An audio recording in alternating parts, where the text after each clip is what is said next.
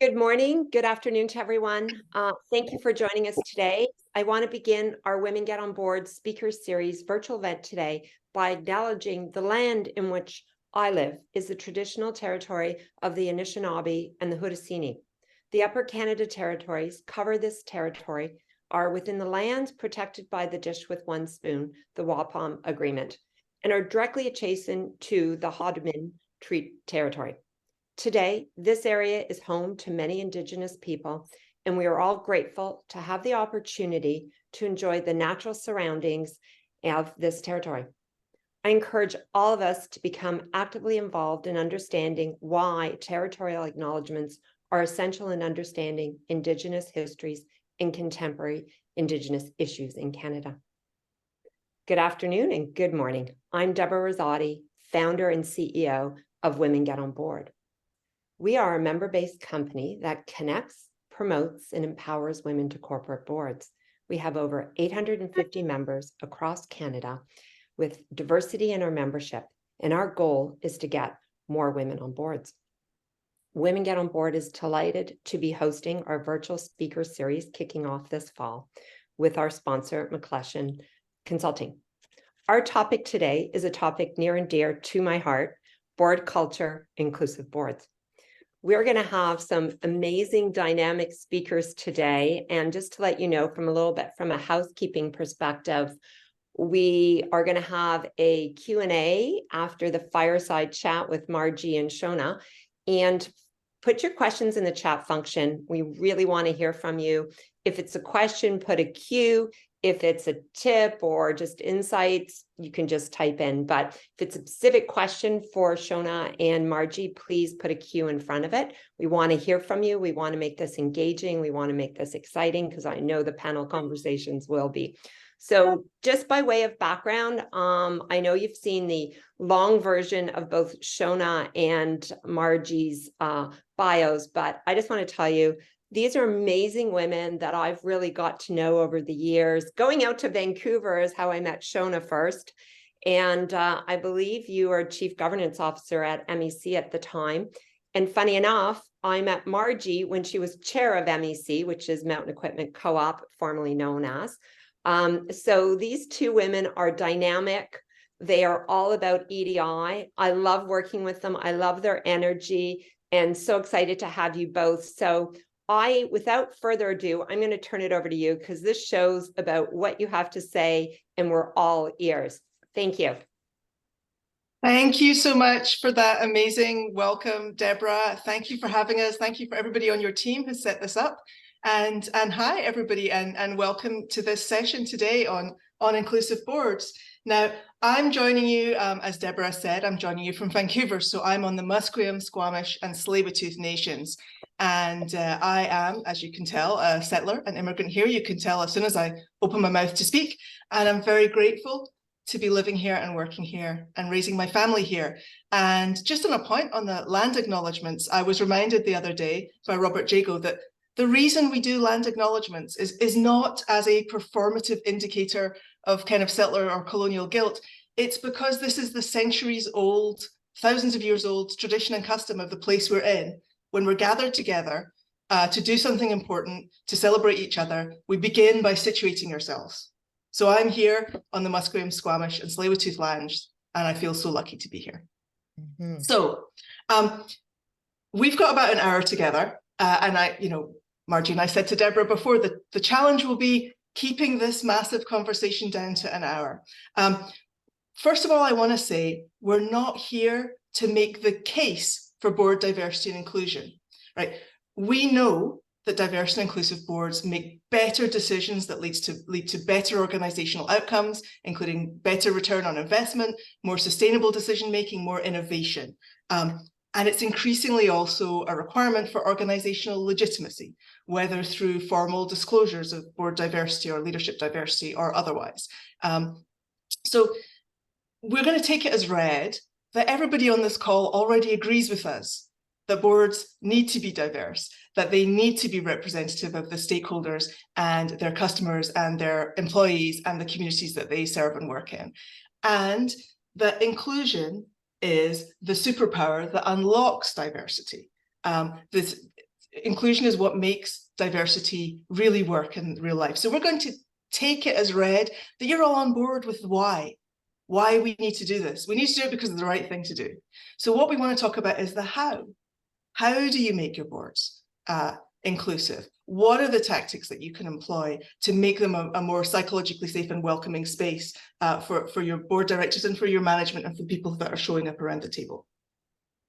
So, and we know that boards are taking diversity more seriously, although I will also say that progress on board diversity is really quite horribly slow still, and it's going to take decades before we really have even gender parity, let alone parity for other marginalized groups. But over 20, Deloitte have found that about 20%, only 20% of executives, of C-suite executives, say their organization is inclusive. So what does that really mean? And as I said, I want to credit Josh Palmer for this, but inclusion is the superpower that unlocks diversity. And you've probably heard and this has been coined by Verna Myers, that diversity is being invited to the party, but inclusion is being asked to dance. Now, to me, that goes some of the way in explaining the differences, because it really helps you understand that diversity is about representation. Inclusion is about participation. And actually, that's Daniel Jude kind of made that definition clear. So I want to credit him for that thought. But I'd like to go further, because really the idea of having to be invited to dance still puts the power on somebody else to include you. So I'd like to suggest that maybe I'm overthinking this, but maybe diversity is being invited to the party, but inclusion is dancing, or knowing that you can dance or not dance, or choosing the playlist. So it's something bigger than somebody inviting you in. And so Margie and I kind of settled on a definition for inclusion that comes from Board Source that we want to start with today. And so an inclusive board, it welcomes and celebrates differences. It ensures that all board members are equally engaged and invested. It shares power and collective accountability for the board's work, the organization's mission, and its purpose. So those three things are welcoming and celebrating differences, equal engagement and investment, sharing power and collective accountability. That's what an inclusive board feels like. So over the next hour, we want to talk about, why do we think that boards aren't necessarily currently inclusive? How do we approach thinking about building an inclusive board culture? Some challenges that we've seen and we foresee, and some tactics. And as Deborah said, there'll be time for Q&A at the end. And of course, there's a wealth of experience and insight in this call as well. So we'd also love to hear from you what's worked and what hasn't worked. So we'll have time for that now. You can put questions in the chat as we go. I have a habit of getting carried away and forgetting to look at the chat, but if we can get to them, we will. And if we don't, we will get to them at the end. And Deborah, we're relying on you to kind of cut us off when we have to move on. So Margie, I've talked a lot. It's your turn. So I want to start off with, what is it that makes us think that boards aren't necessarily inclusive? Thanks, Shona. And I would actually just like to start off by saying that I'm on the road today, and I am coming from the traditional territories of the Haudenosaunee and the Anishinaabe people in what is called Montreal today. Lucky me. So it's a good question. What makes us think they aren't inclusive? I think if you ask anybody on this call, they would say, well, maybe that isn't something we need to confirm, because we know they're not. It doesn't feel inclusive. We know we don't often feel comfortable speaking up. So that's kind of your first clue. And I don't mean, let's say it's your first board meeting and we're supposed to be good listeners. We don't know the organization well yet, but it shouldn't be that we're afraid to speak and that we're second guessing what we're saying. It should be that we're in listening mode and we speak when we feel we have something to say. So I think that's your first clue when there's that fear of speaking up. Another might be if you observe dissenting behavior being shut down. So for example, let's say you're in a meeting and a couple people have spoken and then somebody says, let's call the vote. Well, or even saying, let's get a straw poll, because that's a way of indicating how people think has some usefulness sometimes, but it's a way of shutting down the rest of the opinions and kind of drawing us into a conclusion where not everyone has had a chance to speak up. I'd like to share an example of something, and this is where I say each person here probably has many examples, and I remember this one, and it was a long time ago, which kind of tells you how impactful it was. And so it was in a board setting. I was a relatively new member, maybe even my first meeting. And we were talking about a challenge with the general organization, the organizational culture. And I made a comment about how pay wasn't the only thing that employees were concerned about. Their salaries, of course, it's important, but there were other things. And I was immediately shut down by the CEO, longtime CEO, very charismatic CEO, who said, well, no, that's the only thing people care about. Of course, today we know for sure that's not true, but even then we knew it wasn't true. But the fact is, I was shut down. I was not comfortable in saying any kind of opinion that was not along the norm. And the other thing is, nobody said anything else to me about it. So, you know, I would say that had the impact of silencing, you know, a diverse opinion or even just a slightly different opinion. And the fact that nobody called it out or said anything later made that behavior acceptable and continued. So. Yeah, and years later, it's still there in your head, right? Taking up space. Yeah, it's it's interesting because when Margie and I talked about this, I have a converse example, a different example, and that, you know, I'll touch on now, but we'll talk about tactics. This was not strictly speaking a board experience, but I was working in support of a committee, you know, as the professional, and the committee was doing an inquiry into something that I had some expertise on. And so I was scribbling a whole bunch of questions and I was passing them to the chair to get the chair to ask. And the chair, and I was very early on in my career, so I was in my early 20s. The chair was a very senior figure in the organization. And the chair turned around and said to me, you know, I'd been passing all these notes, ask them this. And the chair turned around and said to me, and it's quite a British metaphor, so apologies, British sports metaphor, so apologies. And the chair turned around and said to me, Shona, on this committee, we play total football.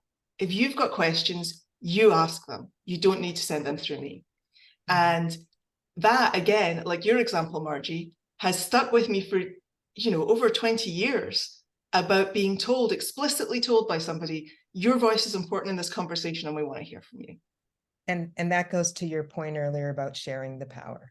Right. And acknowledging, and this very senior person was acknowledging that in this case, I knew more about the topic than he did, which was not necessarily an easy thing for him to do, but it made a huge difference. So yes, I mean, and if we all think about how we felt as individuals, you know, everyone on this call, what did it feel like the first time you walked into a boardroom? Did you feel like, oh, this is my place, I found my people, I absolutely belong here? Yeah, and that's just it, right? And again, I don't want to minimize the fact that you are there to learn, and you should acknowledge to yourself that you're always learning, but it doesn't mean that you should be feeling silenced, right? Yeah. So, yeah. And I would guess that everybody on their first day on a board, or the first day on any board, it's like your first day at school. My guess is that everybody feels on edge, a little out of place, but we also know there are additional barriers for different groups of people, because, I mean, we know, for example, that women speak less in meetings and are interrupted more. This, you know, it's doubly true for racialized women and so on. And so those barriers of feeling the belonging in the room can really build up. So how do we create the space in which everybody feels from the first day, yeah, this is my voice matters here. So we were going to talk about, like, how do we approach it? And one of the reasons that I wanted to do this session with Margie is, as Deborah said, Margie and I worked together for many years when Margie was the chair of a board. So I spent hundreds of hours in boardrooms with Margie. And one of the things I've always loved about working with Margie is how very conscious she is to draw out the expertise and wisdom of everybody in the room. So how do you even begin to think about that, Margie? It's funny. Thank you for those kind words, Shona. I think, and today I know a lot more than I knew then, and we're always learning. And so I'm going to underscore Shona's earlier point about asking all of you to share your tips, and we will share those later. So I think one of the interesting things I've experienced lately is where we actually stop and we take a look at the culture of the organization. So we are approaching it kind of from the other perspective, where we say, what is the culture of this board and of this organization, but particularly the board? And that's a discussion at the board. And then we say, what kind of directors are attracted to this culture? Because that kind of, instead of saying, let's create a culture that's inclusive and trying to do that, we have to stop and look at what we already have. And maybe that will help us understand what the barriers are. Mm-hmm. So by taking a look at the culture, by actually putting words to it as a group, and then saying, what kind of people would be attracted to this, we can highlight where we might have gaps. And I think that understanding piece is really, really critical. It's like, it's like truth and reconciliation. We want to move to reconciliation, but we have to dwell in truth. Mm-hmm. And I think the same is true for our board culture. We have to understand what we already have and what the gaps might be, and then move to, well, what does that mean? So then I think it's really useful to have the discussion of what does inclusion mean. Mm-hmm. So you started in the beginning by saying, this is our definition. People have different definitions. People, to be honest, some people have never really thought about it. They're on a D&I journey, let's say, because they have to be. So to understand how that can be different, and to say that it's okay to have different understandings, is, again, a worthy conversation. I think the most important thing that we want, the most important outcome, is that we get buy-in. That is not going to happen in the beginning. It's definitely not. I mean, I don't think I've ever been in a situation where everybody really believes it. I think we know, as you said in the beginning, what diversity brings, but you have to really feel it to advance the journey and advance inclusion. So understanding, do we buy in, and does the chair buy in, I think is super important. Does the chair want to create an inclusive culture? Or is this something that, they're told they need to do, which is maybe a first step? And it's a start. And one of the things I'm really conscious of when starting that journey on boards is helping people feel not threatened by it. Because quite often people who are in positions of power, like CEOs, like board chairs, like board directors, can feel, when they start to unpack and examine privilege, the first reaction of a lot of people is to feel very defensive, to feel, well, okay, you say I have privilege, but I grew up in a dairy farm in Saskatchewan, walking uphill both ways to school, all those kind of things. And to try to help people understand that having privilege is not a moral failing, that it doesn't negate the hard work they may have done, their personal qualities or whatever. But having privilege is a responsibility to lift other people up to that space. And when you frame it like that, I find that for leaders, as you say, Margie, a lot of people start this because they're like, oh, this is the flavor of the month, we have to do this. And I spoke a bit about our organizational legitimacy and disclosure requirements, but helping people feel the benefit and see the benefit in a way that makes them realize that this isn't a personal attack. And it's helpful. So easy, right? To make it to have it feel personal. It is personal. It really is, right? So let me give another example that well, Shona, because I invited Shona and Dr. Carol Liao, who's from the Allard School and the Climate Law Initiative, to come to one of my boards several years back to do some unconscious bias training. And I think probably at least half of the people on the board had done some training before, but you can always do more. But one of the things, it was a great session. Fantastic session. I learned a lot. It was But fun. one of the comments afterwards in our debrief from the CEO was, I feel bad for my sons. And it was interesting. I think back now, what was my reaction? And my reaction at the time, what I remember was, besides sort of feeling shocked, not only because it was a blunt statement, but because it was a vulnerability that I'd not seen from my CEO. So that was a win right there, right? That, that he was willing to talk about this. And I said, I can see how you feel that way. I understand. What I would say now is probably, maybe not at that exact moment, but soon after, would be, to the extent that we are moving ahead with diverse and inclusive workplaces and boards, will be better for your sons. Yeah. Right. Yeah. So that's what I want people to come to, but it is a journey. I know that sounds super cliche, whatever, but it is true. And I think acknowledging that there are tough moments along the way, and that it is very personal, and we have to think about things. It's our human nature to think about things about, what about me? I think that's also important. And I do think, I often, because, I do go and talk to boards about inclusion and diversity a lot, and I do hear this resistance sometimes when people feel safe to express it. And I would, of course, much rather that people do feel safe to express it, because then we can kind of help unpack it. But people say, oh, I don't want to bring in a token, woman or racialized person or whatever.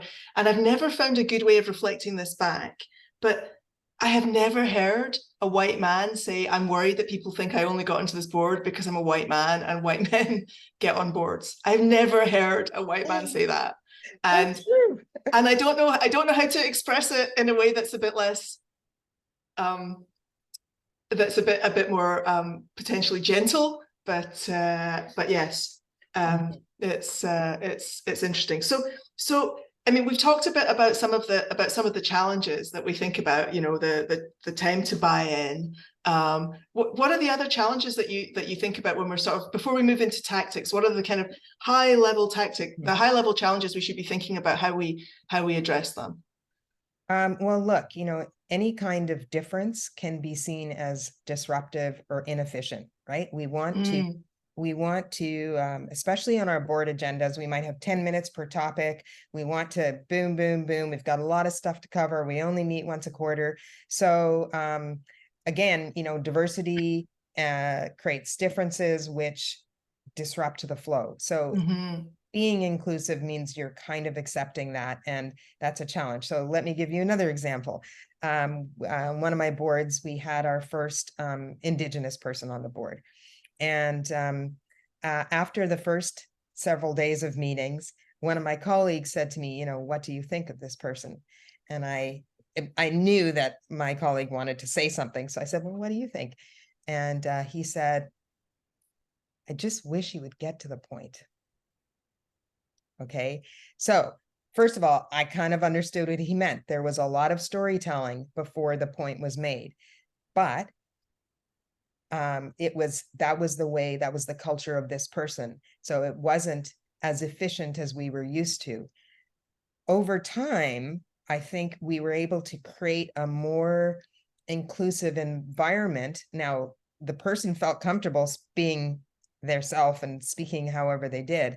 But by creating a more inclusive environment, we ourselves began to take the time, sort of get rid of that sense of, this is like not as efficient as we'd like it to be, and got a lot out of, the contributions of this colleague. Yeah. And if you have a board that's very business oriented, to learn that the storytelling is a very effective means of communication. Another thing, Shona, is that I think we need to accept that there is social status. So when someone comes in, a common thing is someone comes in as a CEO, ex-CEO of another company. Sometimes those of us who may not have been CEOs, feel a little bit like, oh, well, this person knows what they're talking about. They live this day in and day out, right? It doesn't mean that they are going to be a better contributor, can have the best ideas for this board. So again, acknowledging that exists, and enabling people to to contribute regardless of what those, maybe even forgetting some of those backgrounds. We talked a little bit about unconscious bias, acknowledging that unconscious bias, maybe spending time in exploring our own unconscious bias, whether it's through training like yours, that Harvard site where you can go and maybe we can send that in the information as well. That's we kind definitely of can. And then also recognizing how we speak, code words we use, inside jokes, cultural differences. I'm on a board right now that is bilingual, and there are francophones on that board.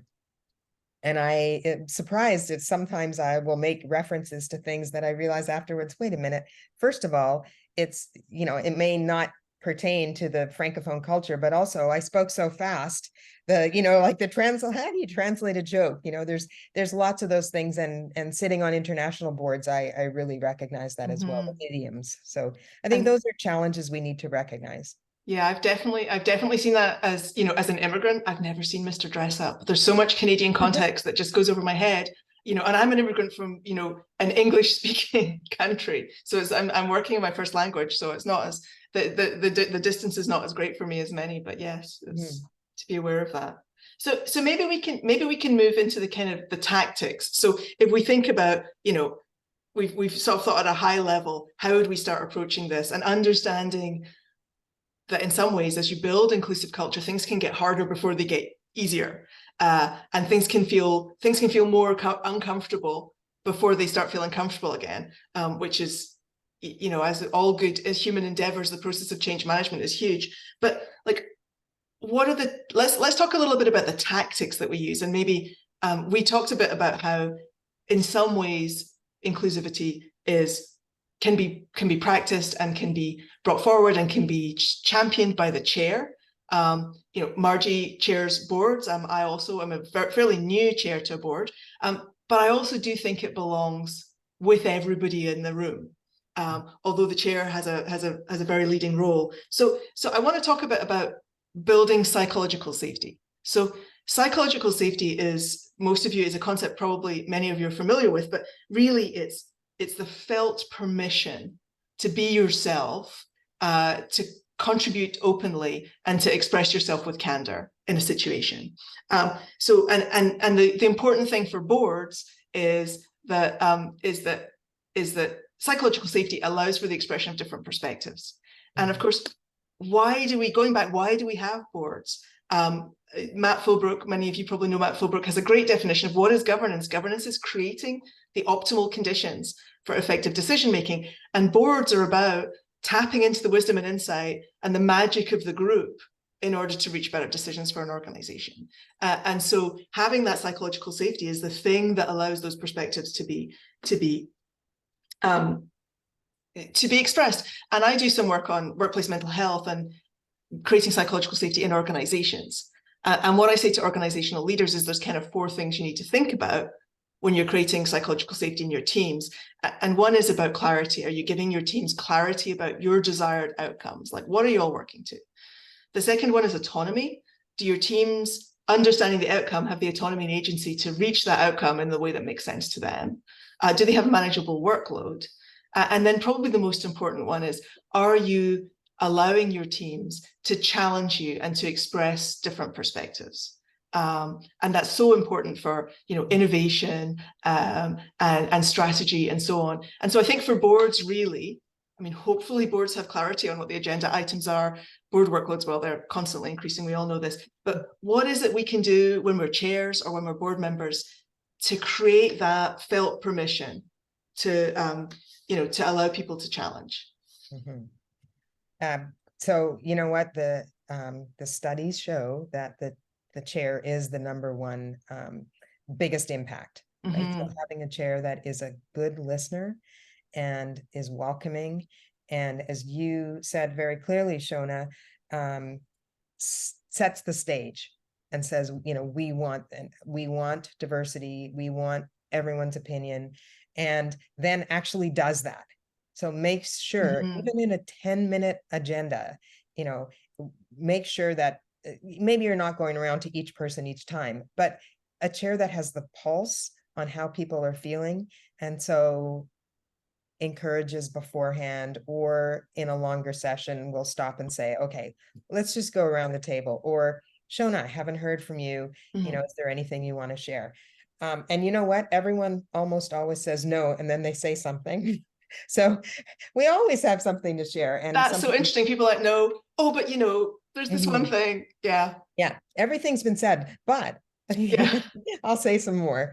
So there's a bunch of other tactics I think that I have used and experienced. So one is, probably most people are familiar with, a buddy system, where a new incoming director will be paired with one who's been there for a while. The difference, I think, is rather than just having a buddy system where I say, Shona, you know, you're the new director. Anytime you want, here's my phone number, you know, text me, we can chat. That's great. That's wonderful. To be that casual is very helpful. But what studies have shown around mentorship is that mentorship favors the ruling class, so to speak. So people who are already comfortable, or people who are matched up with people like themselves, or in a group like themselves, are the ones that are most likely to take that up.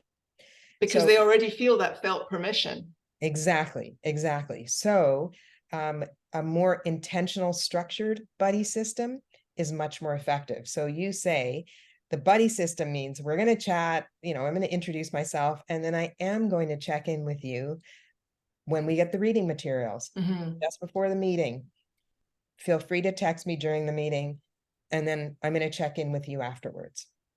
Okay, so that you know that time is reserved. You don't feel any pressure like, oh my God, I'm taking the time of somebody. So that, I think, is really makes a big difference, to have that intentional structure to the buddy system. Yeah, and like all worthwhile things, it takes time, right, and effort and energy. Yes, absolutely. So also, again, going back to the chair, I think it's really important for the chair. It's a big job, right? It's really important for the chair to establish a personal connection to some extent with each of their directors.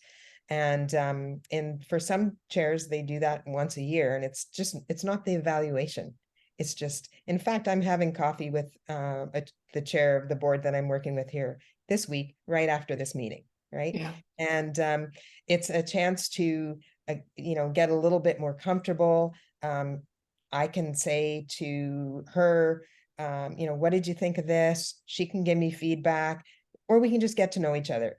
When you have those kind of comfortable experiences with each other, you are safer, as you say, to speak out, right? You know where people are coming from. So I think that's important.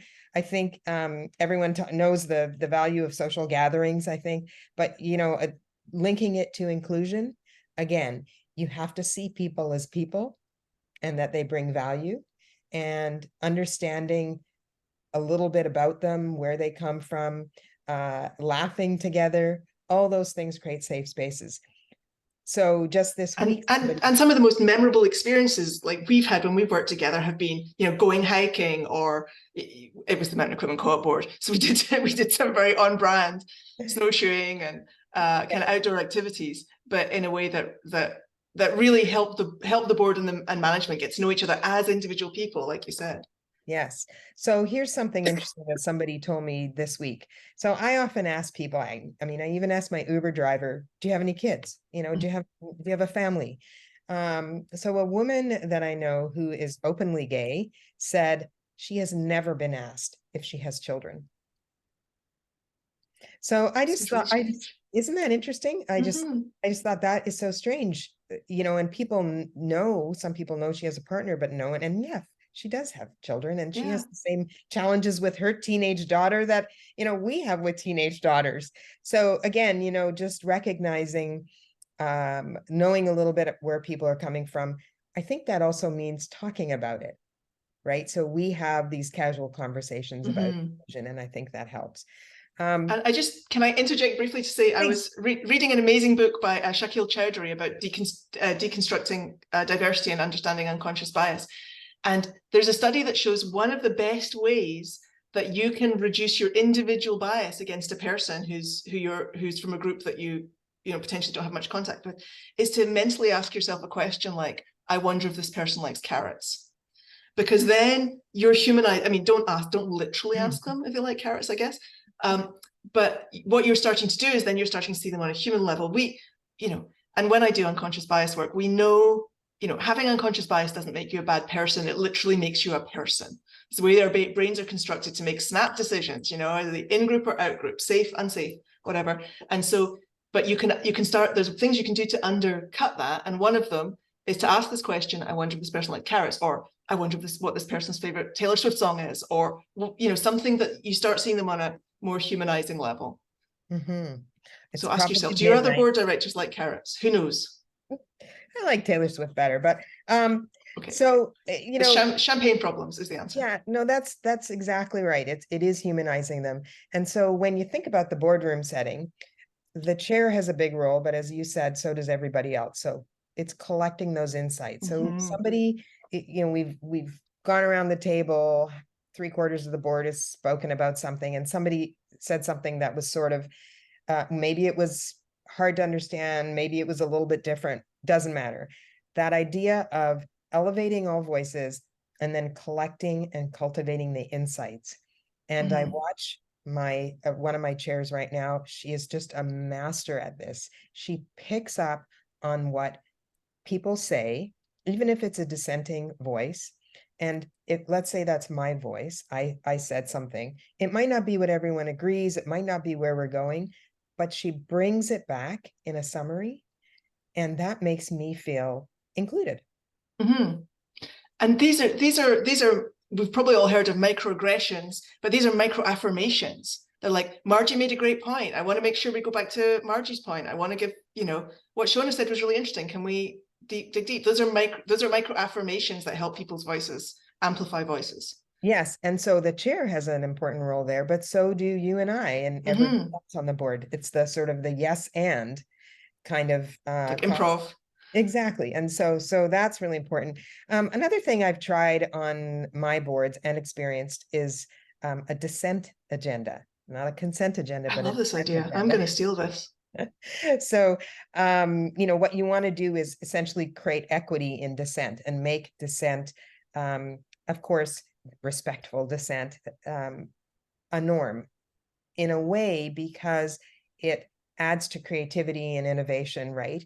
And obviously, if we all think the same thing all the time, we're never going to create a sustainable board or organization. So a dissent agenda is one where you are, it's a form of brainstorming essentially, but it's you allow negative or dissenting opinions to surface without dwelling on them, without critiquing them, without spending too much time clarifying them, but you just get so it's like it's similar to what you might do in design thinking. Exactly, yeah. So anyway, I've tried that. Also tried a rotating list of dissenters, so someone gets to play the devil's advocate. And this is really important when you have a big decision to make. Yeah. So you're really, it's kind of like looking at all the risks, right? Yeah, like I want to hear from the team, what could go wrong here? What haven't we seen? Exactly. And so on one hand, it becomes a tracking mechanism where we're ensuring the board is thinking robustly and tracking those diverse perspectives and dissenting perspectives, but also it's a way to learn, right? And it can strengthen our decisions, strengthen our learning, even if it doesn't directly lead to that decision. So that's another thing. For some of the committee work, which is also so important, I have been in situations where we've asked the CEO to ask to bring on some sort of, let's call them rising stars in the organization to support the committees. So it's a way of then modeling that behavior, but also bringing in more people into the pipeline that are not just on the board. So it's both a development thing for that person, bringing in ideas to the board, but showing them that, again, this is part of how we are learning from diverse voices.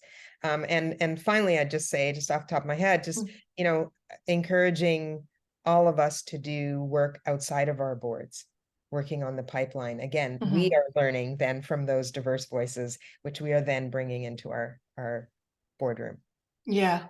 And I think one of the things that I've been thinking about with my boards recently is we've been trying, the boards that I serve on, we've been trying to, we've been very deliberately trying to diversify our pool of candidates for the board, because we know that we will make better decisions for all the good reasons that we've done.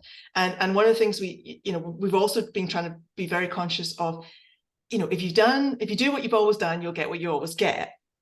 So you have to do something different when you are going out there and trying to find those people that bring different perspectives. And one of them is helping people see themselves on the board. The last board recruitment that I did for one of my not-for-profits, we said, you don't need to have any board experience. We can teach you the governance. We want you to, have these personal qualities and have an affinity for the mission and to bring these other things. And then, explicitly to say to those people, we are bringing you in because we want to hear something different. And helping them see themselves, and also talking to them about why they might want to be on a board. I was talking to a friend. I know you're going to cut me off. Let me finish this thought, Deborah. I was talking to a friend recently, and he's very into sports, and I was saying, you should sit on a sports board. You'd be fantastic. And he turned around and he said, your idea of fun is not my idea of fun. Which made me think, oh, people aren't all out there just trying to get on boards. I was like, help people understand, people who don't see themselves as traditional board candidates, why wouldn't they want to be on a board? It's fun, it's interesting, it's powerful, and so on. And then one final thought, Deborah, and I will stop. One of the things you can think about asking in your board evaluation is there's 3 questions from Professor Lisa Nishi of Cornell University about is an organization inclusive? And she says you can tell whether an organization or a board is inclusive by asking 3 questions. Do I feel welcome? Do my ideas matter? Do I belong? So think about asking those questions in your next board evaluation. Ask them the board, ask them the management, see what you find out. Deborah's like, so. No, I wish we were doing this over a glass of wine and I was in with both of you. This is such a great conversation. Your energy, your passions, and your examples are so real. Just before I get into the questions, and there's some great questions, is as I was telling you, just before I came on the speaker series, I sat on a 2.5-hour round table that the Ontario Securities Commission was doing on strengthening diversity in the capital markets. And, when you can get more to the practical why, not the how, but the why, this is what's going to move the needle. So really appreciate the conversation. So the first question we have is quite an in-depth one. And Shona, I don't know, I'm going to start with you. I don't know if I want to, I guess I'll read it out loud. It came right at the very beginning. So I don't know if you had your eye on it, but, and I don't have, I think it's from Louise. She would love to hear from both of you about neurodivergent inclusion on boards, sometimes materials development and delivery, or ways we could conduct in-person or remote meetings. The pace, the volume, the standards can be challenging in building inclusive boards. Perhaps the way we reach out to potential board members or with existing board members, how we incorporate more universal design for learning principles into board materials and facilitation. And it's quite a lengthy one. Yeah, it's a great question. Thank you for asking it about neurodivergent inclusion in boards. And what I can do is I can give you an example. I don't have anything specific on neurodiversity, but I do have some thoughts on invisible disability, because I'm the chair of the board of Pain BC, and Pain BC exists to educate, empower, advocate for, and support people living with pain. And one of our principles on the board is that most of the board were people who live with pain. And so we have done some deliberate design around the way our board works to accommodate the fact that most of us live with pain. And so therefore we have different energy levels, different capacities, and so on. So one of the things we did for a while is we had asynchronous committee meetings where we wouldn't actually meet in committees, but we did our committee meetings online. So by like on our board portal, by adding comments and so on. And one of the interesting things for me is that actually doesn't work very well for me. But maybe it works for the group. And we're actually having a strategy session later on this month where one of the questions I want to bring up as the incoming chair is, how do we, is the asynchronous decision making working? do we want to do something else? So I think I don't have specific examples for you, unfortunately, about neurodivergence, but what I would say is creating the inclusive environment where people who do have different needs is where people who have different needs are able to speak up about it and help, because you don't design, accommodations. I don't really like the word. You don't design accommodations for a general sense. You design accommodations for the needs of the people who are in the group. So creating that inclusion so people can speak up, and then being innovative about maybe how you solve these problems. I don't know if that answers your question. I don't know, Margie, if you've got something to add. Yeah, the only thing I would add is that sort of building on the being innovative, it doesn't have to be the same every time. Right. So sometimes, someone has some need for a particular way for something to happen, and it doesn't work, as you say, for Shona, you say, Shona, it doesn't work for you, but at least some of the times it'll work for the other person. But I think that, the key is are people safe to at least voice their concerns? And again, going back to the chair and the CGO, it's a hard job to try and accommodate those things, but it's really important because, as you said before, you are on the board for a reason, so your voice is important. And and as the chair, you can, or the governance professional, the CEO, whatever, you can ask. You can say, what's going to make this, like, what can we do to elevate your voice and to make sure that you're participating in decision making? What do you need? And co-create those solutions. One other thing is sometimes with some boards, after every meeting, there's a super short check-in or survey, very, very short. What worked, what didn't work, suggestion. That's helpful too, because then you can kind of see how it's going. And I think if people know that you are trying to be responsive, that it's not always going to be one size fits all, then they're okay when it doesn't work perfectly for them. So there was some good kind of responses that I think that weren't questions, but as follow-ons. And I just want to sort of, if not everyone's following them, from Ingrid, great comment saying, we have to make sure we're creating with neurodiversity, but accessibility and a space for exclusion of traditional board structures, right? And I think what I heard today on diversity was diversity is about being flexible, about being innovative, and really trying to think about everyone as a whole, not individually, this is how we've always done it. So I think that kind of speaks to about kind of breaking traditions, right? And then Joanne commented again on the topic of neurodiversity is recruiting how to, and the consideration for neurodiverse individuals. They may not necessarily, score well on traditional interview skills. So, how do you evaluate them with that might have neuro and have different ways that need to be interviewed, but can show up as their whole self, right? So I don't know, those were comments. I don't know if there was anything else you wanted to add on that topic. Yeah, I'd love if anybody else has thoughts or great examples, if they can drop them in the chat or come off mute and tell us all about them. So go ahead, Margie. Yeah, I was just going to say, I struggle with this all the time. It's easy to say we want to recognize and value lived experiences and different experience, but it is really hard. I find it really hard to actually do that in a meaningful way. And I have used many search companies, and I find that the extent so far of most of them is to recruit in different places, but really having the ability to say this lived experience is checks off a box in a way, that so does the being C-suite. That is challenging, and I think we're getting better at that. Also, as Shona said, if people have any examples or any companies they know of that do that well, I'd love to hear that.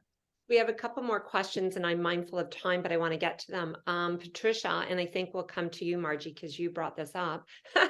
Can you please expand on what you mean by a dissent agenda?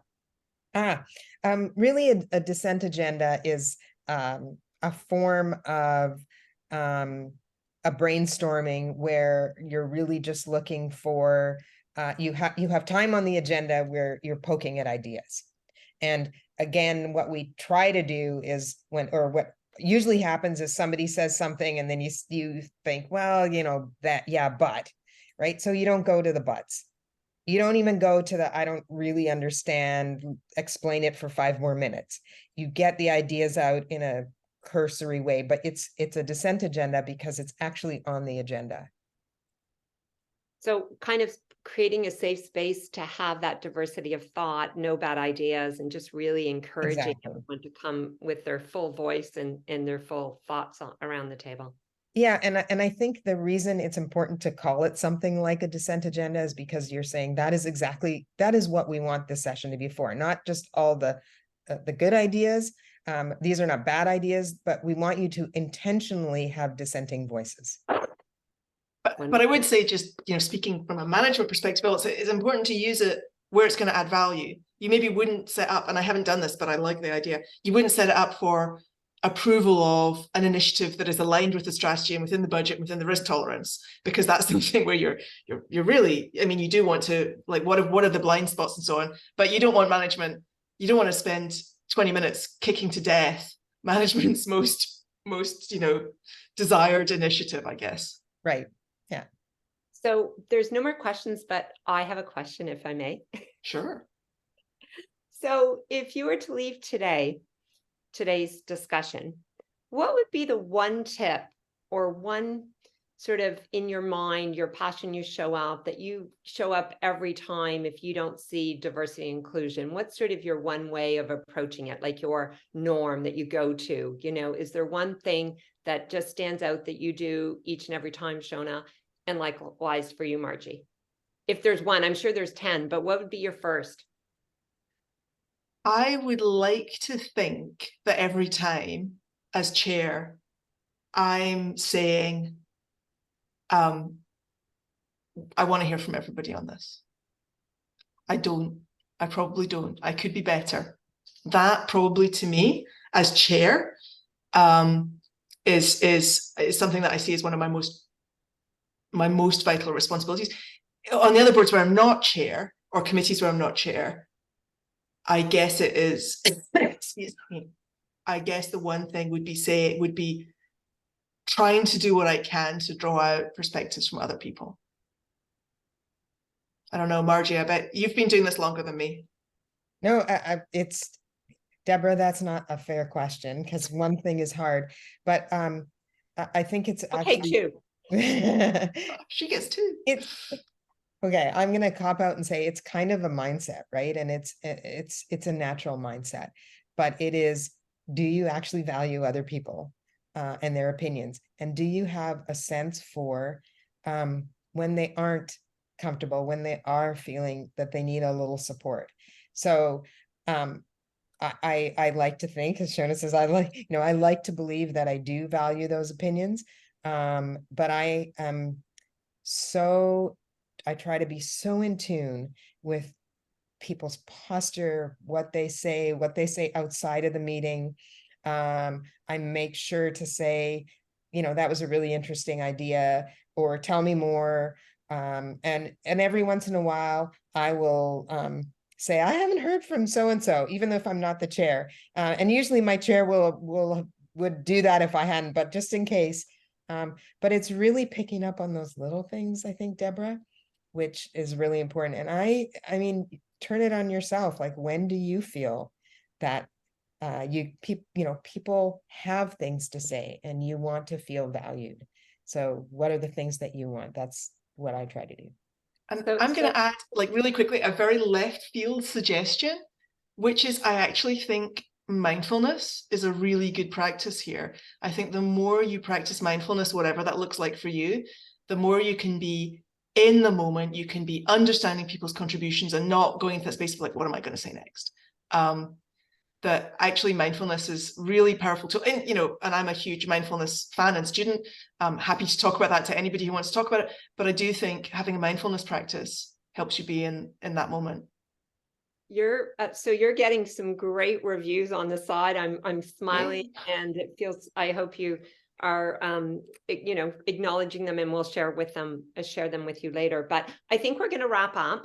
What I want to do is thank both Shona and Margie for their passions, their mindsets, their, I'd say, modern governance way of thinking about board diversity and inclusion. I couldn't think of two better speakers today. And on behalf of our speakers, we donate to our charity partner, which is Dress for Success, the Toronto chapter. And we also want to thank McClations Consulting for sponsoring today's Women Get on Board speaker series. My takeaway from today is superpower unlocks diversity. Superpower. Inclusion is the superpower, yeah. And And that's not my phrase. That is. I just said my takeaway from today. Yeah. From you did make attribution. So Yeah, Josh Palmer. So, but I will, one thing I did want to wrap up just on I think of, you think of EQ and IQ. The EQ is the emotional intelligence, Margie and Shona, like you were talking about, is how are people showing up? Are they getting that time and the space and including them? And, it's now turned into, people are either calling it your power skills or your human skills. It's not soft skills anymore. And so to the superpower, I'd like to say we all have power skills. So thank you. Just as a wrap up, following this session, you'll receive a link to from this event, and we would love your feedback. So there'll be a link to a survey. Appreciate you filling it out. Also, you'll receive a recording of the session in the next few days and some additional materials that Shona and Margie might rummage up between now and those few days after. I just want to thank you all for showing up, being authentic, being mindful, and to your board journeys, for all of you, may they be filled with inclusion and a sense of belonging. Thank you so much, everybody. Thank you, Deborah. And thank you, Margie. Yes, thank you. Thanks, everyone. Bye.